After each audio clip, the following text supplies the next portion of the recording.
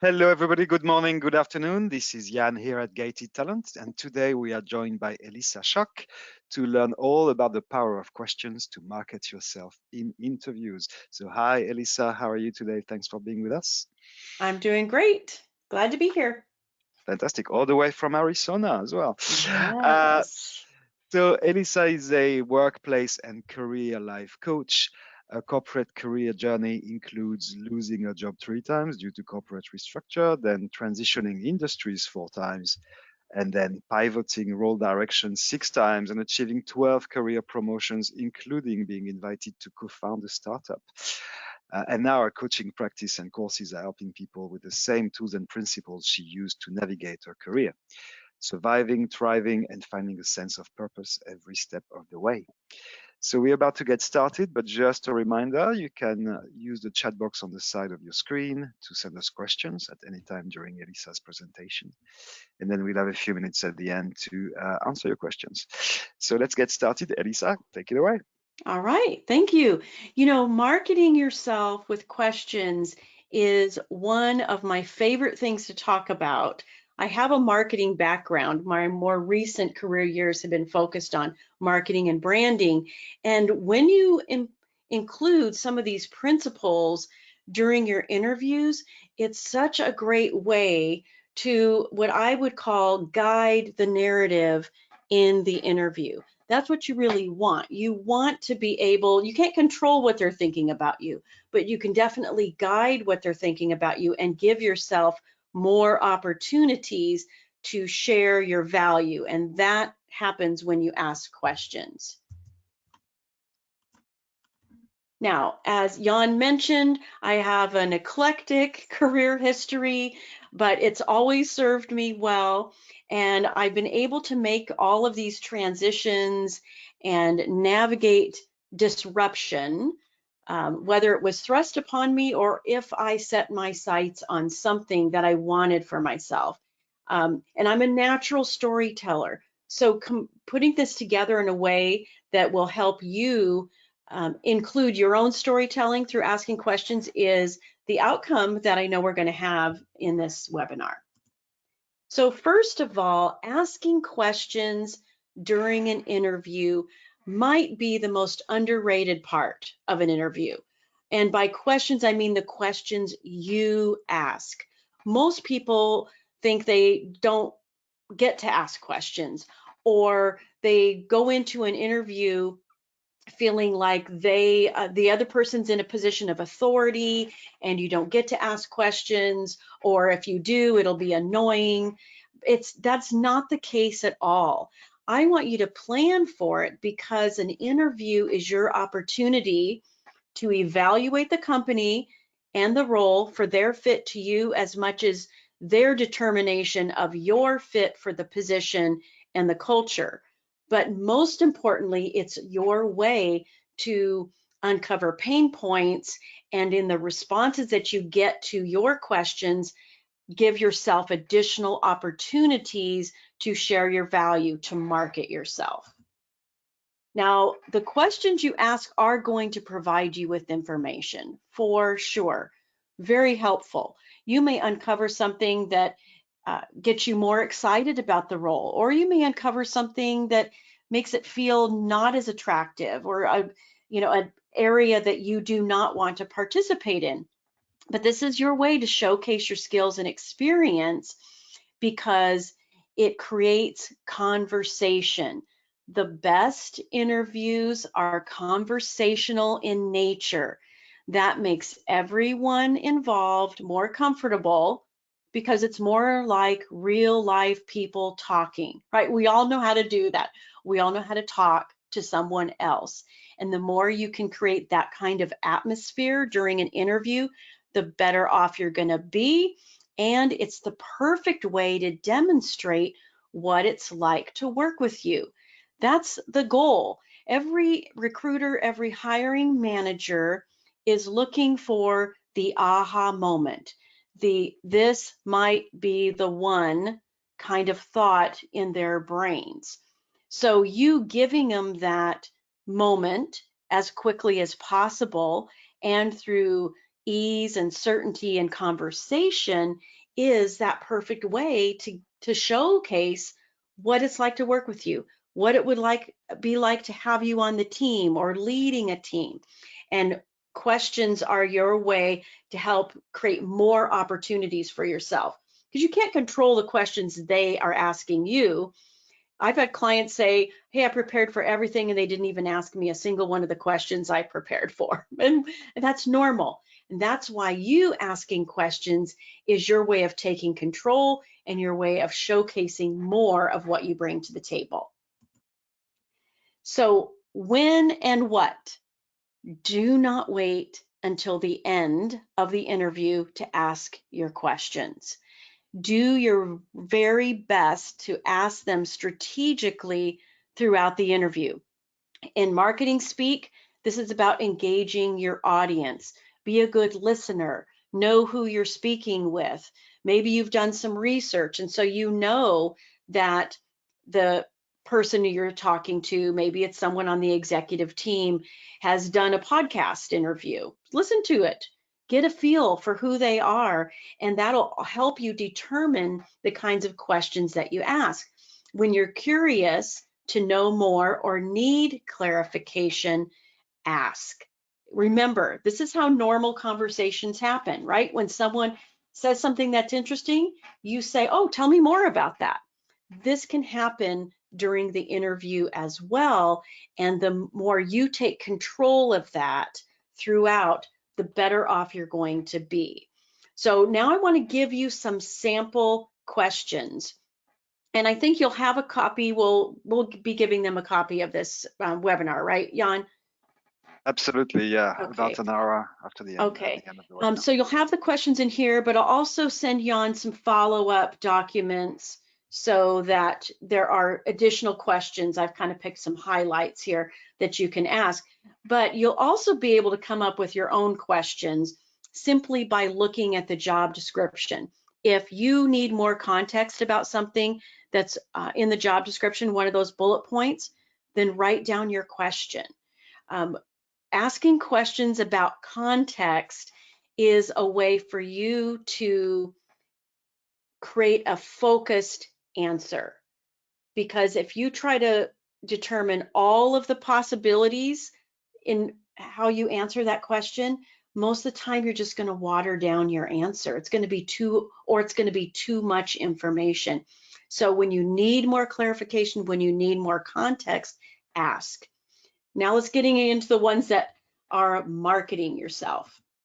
So first of all, I love asking questions about leadership style. There are many people who I have worked with that are coming out of toxic work environments, or an environment where they were micromanaged or didn't feel like they had the opportunity to do their job autonomously. And when you ask questions to uncover leadership style, this will help you determine whether or not you're getting yourself back into that kind of situation. But again, it's also your way to showcase more about you.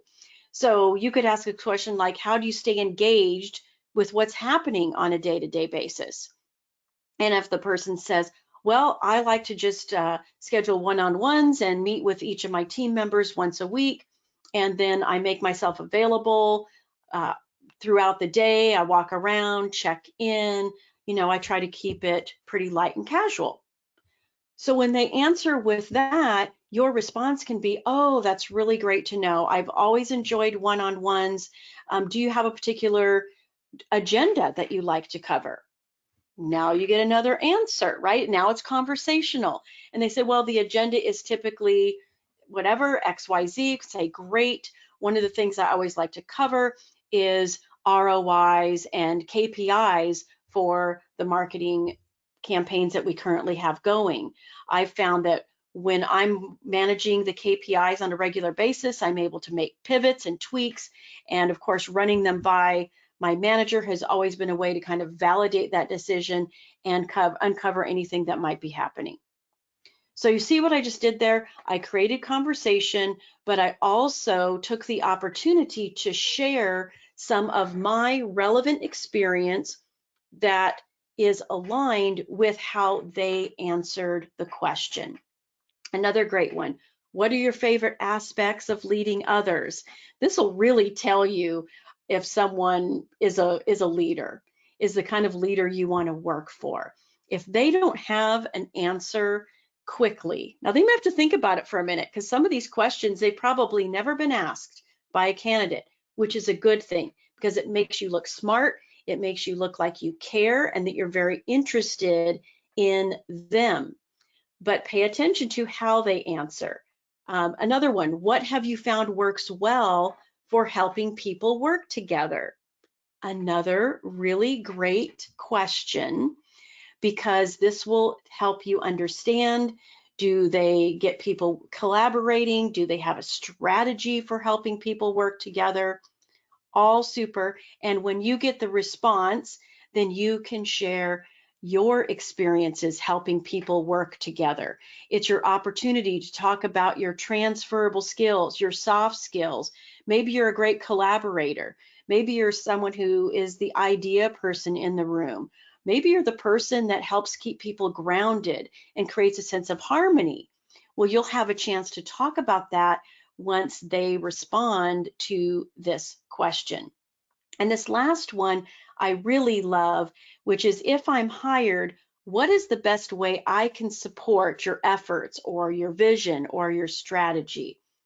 This is you making it about them. And this is a really great way to approach an interview and questions, and that is to be the consultant. Think about consultants that you've worked with. They go in, they have a lot of questions because they want to prescribe the best solution to the problem. So when you ask this kind of a question, you're really putting on the consultant hat, which again is going to be your opportunity to uncover a pain point, maybe uncover a goal or aspiration, and then talk about how you can help them achieve that or solve that. Here are some questions about team dynamic. How would you describe the personality of the team? What are your favorite ways to keep each other motivated? What was the most recent team accomplishment and how did it happen? I love this one and all of these actually for panel interviews, because a lot of times the panel interview, you are interviewing leaders who are cross-functional to each other and therefore part of an executive team. Maybe you might be interviewing a team that would report to you, or maybe you would be interviewing a team that you will be on. And so asking about the most recent team accomplishment and how it happened is a phenomenal question, because it gets them talking about themselves. And you'll start to see what that dynamic looks like. How do they relate to each other? Do they recognize each other's strengths? And then now you have the opportunity to learn about them and also share a similar accomplishment. You know, you might be a little concerned as to whether or not you will have something to share after you get their response. And I want to assure you, you will, because you'll be in this conversational mode. And because that's the dynamic, that's the environment that you're creating in the interview, your brain will work. You can trust your brain to show up for you with relevant experiences, because you're not making it all about you, for one thing. And for another, that's just how our brains work. So as soon as you relax and you start engaging, you will have the answers and the responses that you need. And the cool thing is even if you don't, you still had the benefit of getting information and the benefit of asking a question that got them seeing you in a positive light simply because you asked. Another great one, how do the roles of this team impact each other and the company? You're thinking cross-functionally, you're thinking beyond yourself. Such a great question to ask. Another one is about sharing your value. And this, again, this is about uncovering pain points so that you can address them directly. with a question like, what is an example of a recurring challenge for the person in this role? What is the most urgent result needed in this position? I love this one. Who are the people depending on this role for their success? Again, it's like the one on the previous slide. You're going big, you're thinking big picture. You realize that the things you do affect other people. And then what is the biggest goal for the team and this role? These are almost like your version of behavioral questions that you ask them. Because when you get that recurring challenge, now you can talk about how you are great in a challenge, or you work well in fast-paced environments, and you're great at handling ambiguous situations. You will find the ways to align yourself with that answer, which is just sharing more of your value and showing them that you are a great candidate. Asking questions is your way of showing your interest. Think about it. It's your way of, you can take the questions I've given you, or even any question you come up with. Basically, you are showing interest. You're being curious. It's giving you additional opportunities to share your knowledge, value, skills, and experience, and to really show up as if you are already on the job.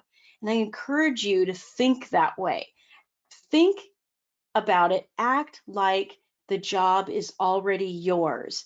If you were going into a meeting with that person for a one-on-one, you wouldn't know what questions they were going to ask you a lot of times. Sometimes you may get asked to a meeting in a very last minute fashion. You know, back in the day when everybody was still in offices, you might be walking by a conference room and someone pops their head out and says, "Oh my gosh, I'm so glad you walked by. Would you pop in here? We have some questions for you. We believe that you could add some value and answer some questions that we have about." You wouldn't know who was in the room. You wouldn't know what questions were going to be asked. But my guess is you would probably walk in there very curious and maybe a little bit of butterflies, but you would have a sense of ease and certainty because you were invited to the meeting. And you would have questions that you would ask in response to the questions they ask you. This is exactly what's happening in an interview. So think of it like that. Think of it like you already have the job. What kinds of questions would you be asking to give yourself more information so that you could show up as your best self? And I was on a panel once, and one of the attendees said, "Are there any bad questions to ask in an interview?" And the panel was myself representing kind of the hiring manager seat, and there were two recruiters, and we both, we all three of us kind of paused for a moment and agreed that there aren't any bad questions. It's the energy behind the question that matters. And when you are authentically curious and you're asking from a place of curiosity, even if you use the words, "I'm really curious about this. Could you tell me more about how you use that platform, or what growth has been like in the last quarter?" These are ways to kind of ease yourself into a question, but pay attention to that energy. Because if you're going in suspicious, people can feel that. When you're going in curious, they're open as well. So, questions. Jan, I think you had a few that were emailed in. So I Yes, would love to answer those and anything else that's come up. sure. So let's start with Ellie's question. What would you say is the most important thing to mention in your interview? Well, I think one of the most important things to mention is your alignment to the role. If there's something that you see in the job description, and I like to suggest that you look at a job description as a whole list of pain points and aspirations. And sometimes you need to read between the lines a little bit. If you see something that appears to be the same thing said in multiple ways on the job description, chances are that's a pain point. I was coaching a client the other day, and we were both shocked that one of the bullet points, I think they dedicated 3 bullet points to hiring, performance reviews, training, job, disruptions. And I was like, ooh, okay. And we both agreed, wow, they're having some staffing issues. They're having performance issues. So when you look at that and you find the thing that looks like it's the most distinct pain point, that will be the most important thing for you to address in your interview, because that is the thing that's keeping the hiring manager awake at night. If you can figure that thing out and you can talk about how you can solve that problem for them, how you being in the role will make their life easier and better, that's gold for sure. Okay, that's great. Next question is from Firas, and the question is, what is the best question to end an interview with? Ooh, I love this one. And it's going to be a little bit counterintuitive. It's not the one that you see talked about all the time on LinkedIn. Uh, Most people will say, asking, do you have any hesitation about me? Do you have any concerns about me and my abilities to do this role? And I don't want you to ask that question. I never like to have you get people thinking about what's wrong with you. Instead, I want you to ask, what value do you see me bringing to this role? It's a great question to end with because it gets them thinking about all the positives that you shared throughout the interview. All the things that, yes, that works, that's perfect, that's great. Leave them with that note and leave them with their brain really pondering what is right about you. It's a game changer for sure. Yeah, that's a great one. Thanks, Elissa. Okay, next question is from Kiran.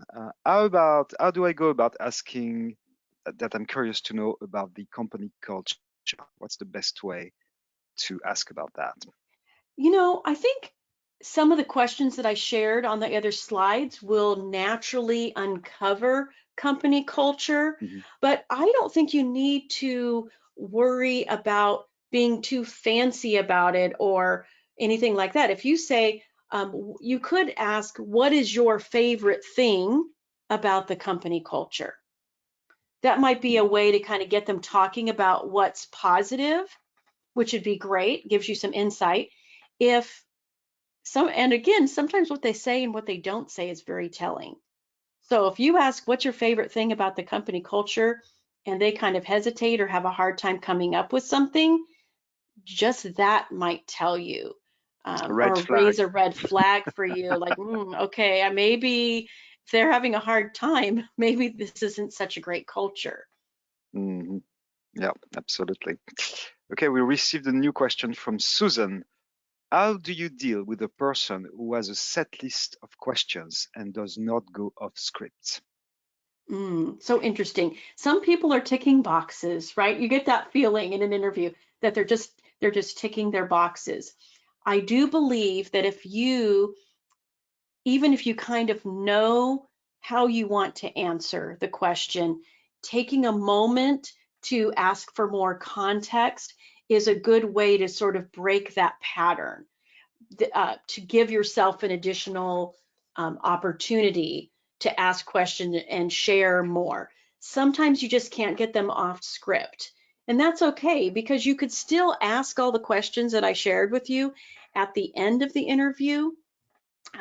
But asking a question for context. So if the question is something like, tell me about a time that you had to handle a difficult client situation. And that's just part of their behavioral question set, right?